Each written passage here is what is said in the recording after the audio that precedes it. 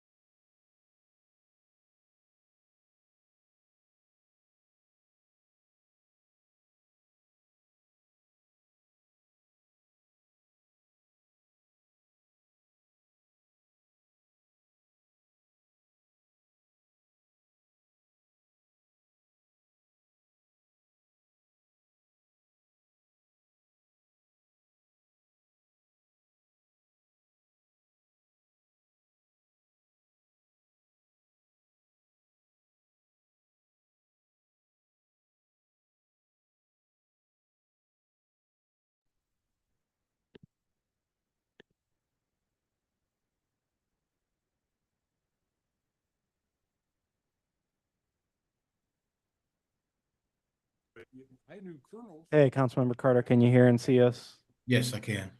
Okay, we'll begin starting in just a couple minutes. Yes, sir.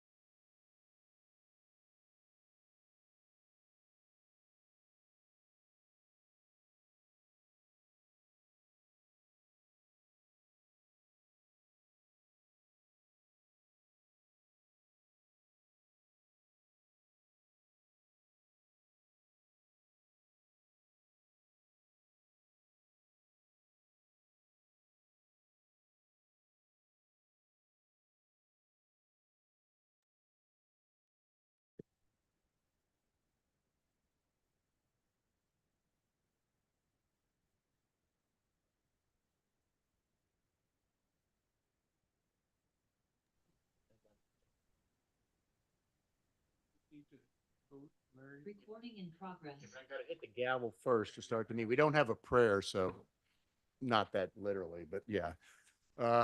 Call to order. Okay, I'm calling to order the special meeting of the City of Mary Esther Local Planning Agency, 2 June 2025 at 5:30. Would everybody please stand for the Pledge of Allegiance?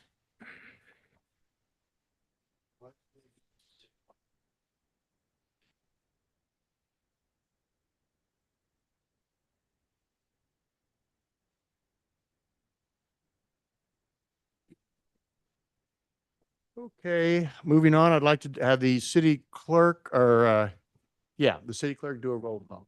Board Member Sutton, Here. Board Member Coxwell, Here. Board Member Lawson, Present. Board Member Oder. Present. You have a quorum. Thank you. Okay, now I need a motion from one of the board members, and a second also, the motion for Councilmember Carter to participate virtually. I'll make that motion. Okay, I have a first I'll second. and I have a second. Go ahead and vote, please. Are we going to vote with the machine or just put our hands up? Okay.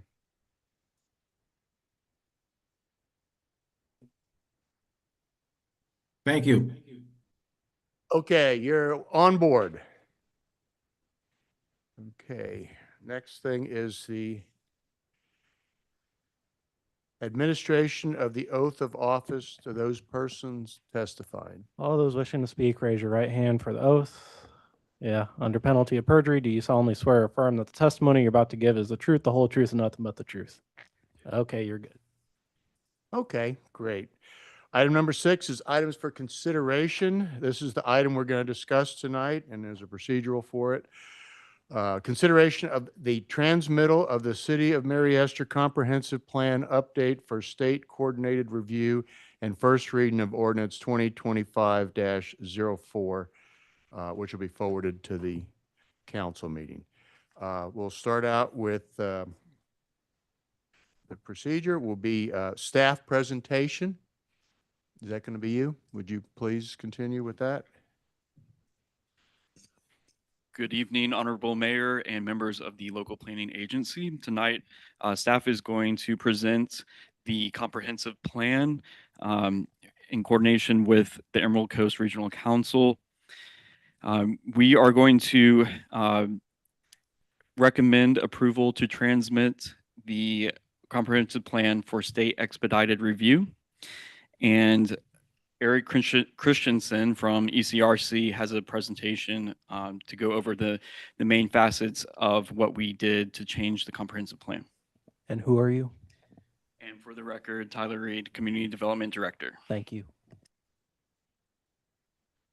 All right, Mr. Mayor, members of the LPA, can you hear me? Yeah. State your name.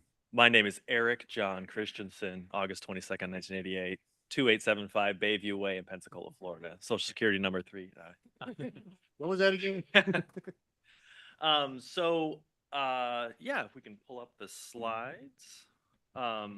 It's going to look fairly familiar to something you've seen twice before, so I will keep it as brief as I can. I can't advance quite yet.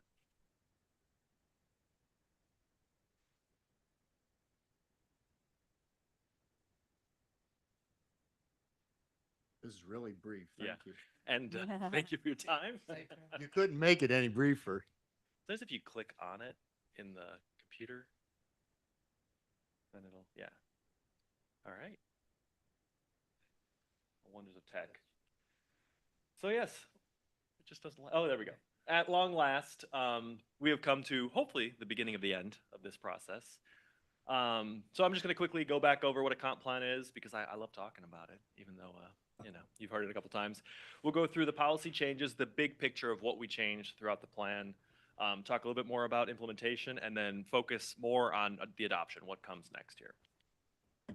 So once again, your comp plan is your, in my opinion, most important policy document. It really kind of sets, here's the kind of community we want to be, and here's how we're going to get there. Focuses really on land use, but it includes a lot of things. It includes parks and infrastructure, things like that. So just because you've got kind of two kind of big policy bodies that regulate land use, kind of setting it apart from zoning, you've got your future land use in the comp plan. This is what we would like to see, not necessarily what's on any of these parcels today, but what you would intend to see there and what you want to work towards. It's your high-level vision and your goals, objectives, and policies to get you there, whereas zoning regulates what the land is today. It's the specifics of how far you've got to be from property lines, all that kind of stuff, to put those high-level ideas into practice. I went backwards. So the main reasons we wanted to do this is you had to update your planning horizon to the state requirements, which is a 10 and 20 years from today, which we did. We had to add in the required property rights element, which was passed by the Florida legislature in 2021. We wanted to just change, overall some things that have happened in the city since the last major update in 2010, and there were even some parts of the comp plan which went back to the 90s that just needed to be refreshed. The state deadline was February 28th. We're a little past that, but we are about to get this in. So going back over our timeline, we kicked off back in September, kind of cleaned up the existing text, did mostly our data analysis back then, had our first public forum in December, and then revised your goals, objectives, and policies really this spring. We had that second public forum because you all wanted another look at it in April, and then did our final drafting of the document last month, and then we're beginning the adoption hearings now. Like I said, I'll go a little bit more about what that adoption process is, but first, let's go through kind of the big changes, a lot of grammar and clarity, restructured and simplified the document to make it easier for your staff and members of the public to be able to use it. Removed a lot of outdated references to your local code as well as state statute, updated best practices where appropriate, and then created a new annual comprehensive plan review and goal setting section. So there's your kind of 10 sections to it, and those are repeated twice. You've got your data inventory and analysis, which is somewhere between 30 and 50 pages per section, which is kind of the data and the reasoning behind your changes. And then you have your actual goals, objectives, and policies, which are about 5 or 10 pages per section. So I'm just going to go through element by element. I will move fairly quickly, but if there's something you wanted to jump in on, let me know and I can slow down. So once again, we clarified descriptions that were in there. We didn't really change a lot, but we made them easier to read what's allowed in each of the future land use categories.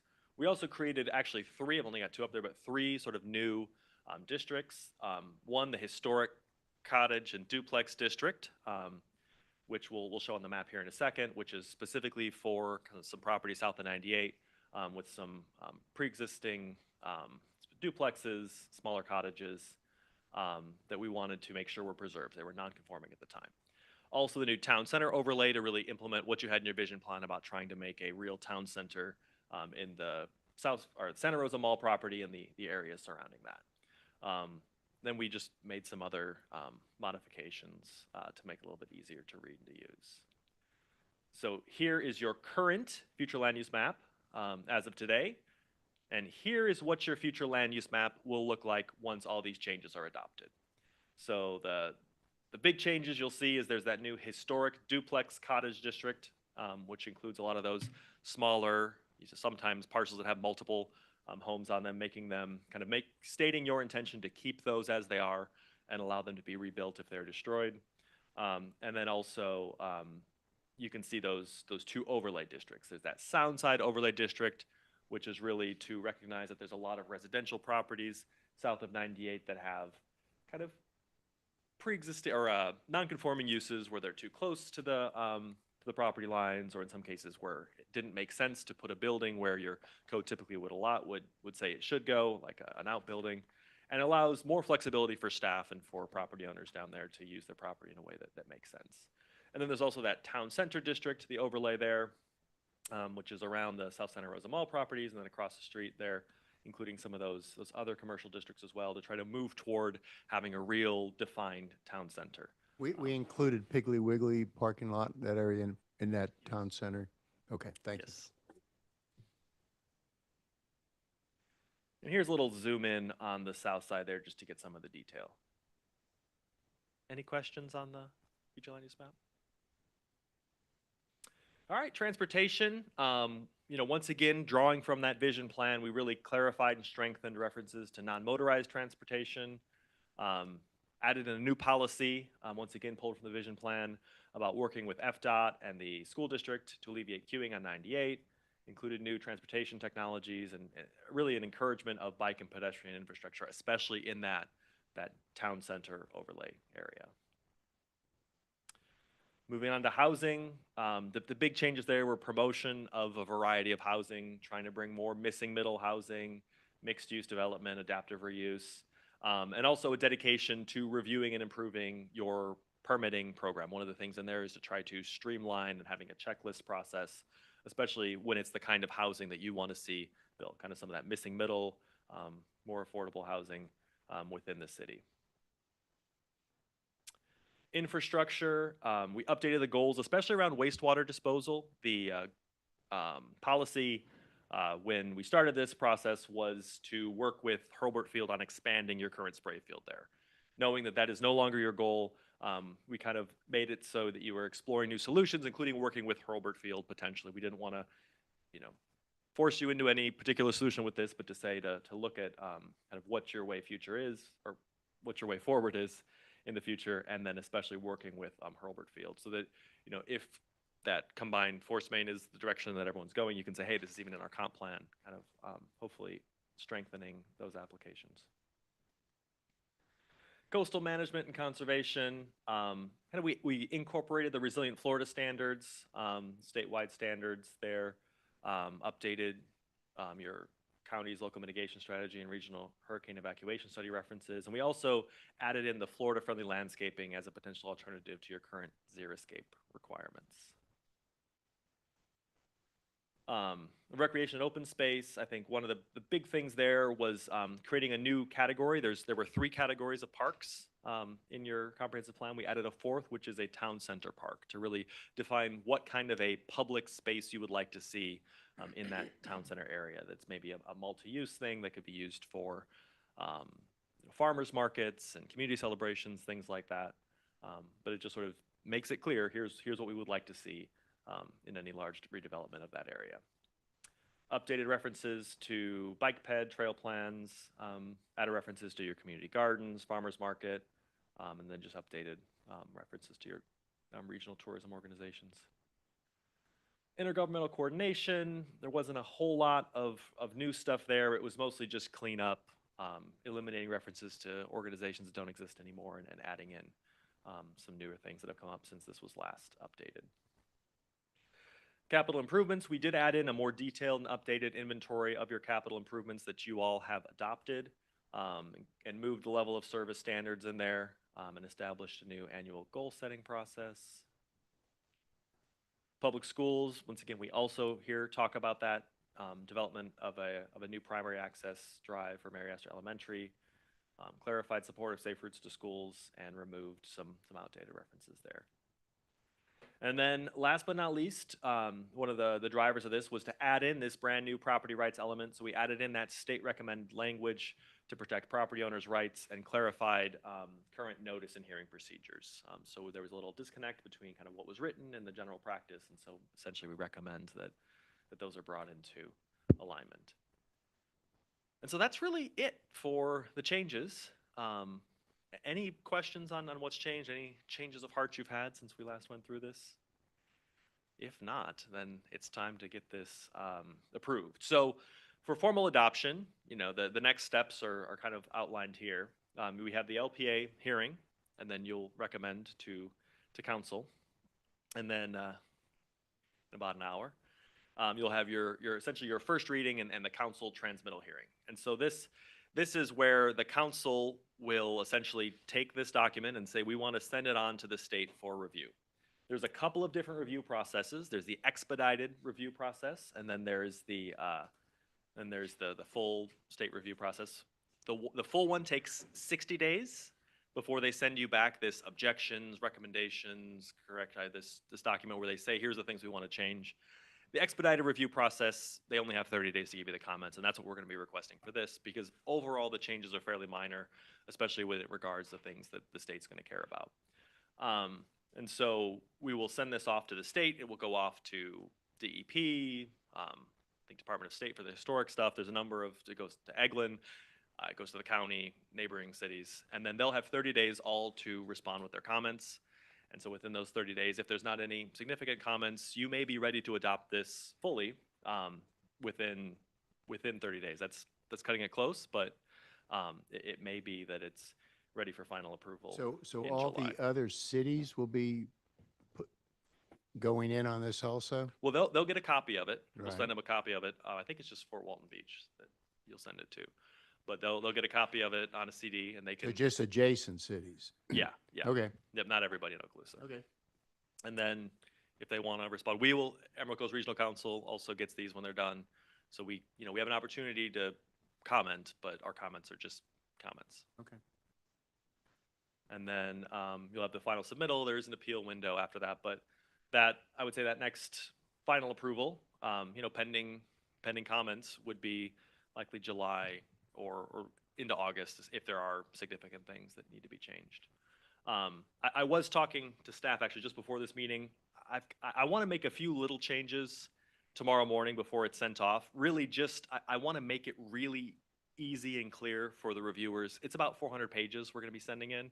So I want to add in page numbers for them so that they know exactly where to look for the things that they need to be looking for. I feel like if you make it easy for them, they're going to be easier to deal with. And so I want to just put all that they want to find front and center, because it's all in there. It's just they may have to dig, and I don't want to make them dig. So apart from that change, I think everything is ready to go. You can put chapter number in there also, like A. Yeah, so that's in there now. And the numbering as it is kind of per chapter, which is a little confusing if you're trying to flip through it to find something. So I wanted to change that in the morning. I have Okay, go ahead. Yeah. a question. Uh-huh. We had a suspense of February 28th. Yeah. Okay. Is the state gonna come down and say you're late and here's your penalty, fee, fine, the whatever? only- I mean. Yeah, the only penalty for being late is that you couldn't have submitted any future land use map changes as the city. People could still come and request them and you could approve them, but you couldn't initiate a future land use map change during this few month time. Okay. So there's no penalty to you. It's actually very common that people go past this deadline, but it's essentially that the state, when they send you their letter that says, here's the things that we think you need to change, you've got, I think it's a year and so that letter came in February of last year. So they gave you a year to respond, but like I said, it's pretty typical. So we had this conversation, I think in December, is do we want to try to hit that and kind of rush, or do we want to take a little more time, make sure we're happy with it? And I think the determination was that it's not enough to rush it through. The penalty's not going to affect you at all. Okay. But Thank you. yeah. Also, for the record, we did inform the state prior to February 28th that we were going to be late, and they informed us that's fine. That's pretty typical for small towns like us. So he said it's all good as long as we get it in. So just to let you know. Thank you. It's also pretty typical for big cities. Yeah. But so that's where we are now. About to send it off to them. I think they'll be happy to see it and be able to check it off their list of things that aren't in. I think I had any other slides, but I'm happy to take any questions or Is there any comments. questions? Last minute changes. Everybody's happy with it? Okay, the next step is opening for public comments. So I'm going to open the floor now to public comments. Is there any public? You're not included. Unless you want to make a comment, well, then you go up to the stand and state your name and address and give us a comment. Do you even know what we're talking about? Okay. We'll start with that. Okay. All right. Well, no comments from you two? All right, good. I'm going to close for public comments. LPA discussion. You guys want to do some discussion? No? Okay. This is the motion. We're up to that point now. Ready? Do I have a motion to approve the transmittal of the City of Mary Esther Comprehensive Plan update for state coordinated review and recommend a first reading of ordinance 2025-04 to the City Council? Okay. second. I have a first and a second. Let's go, Mr. Carter, did you want to say anything before we vote? I apologize for not acknowledging you. No, it's fine, sir. Thank you. Okay. I apologize. Thank you. Let's go ahead and vote. And you want to, Mr. Carter, how do you vote? Yes. Everybody else voted yes, so it's unanimous. Okay, if there's nothing else, anything from the management? Okay, then we adjourn till 6 o'clock for the council meeting. Thank you. Yay.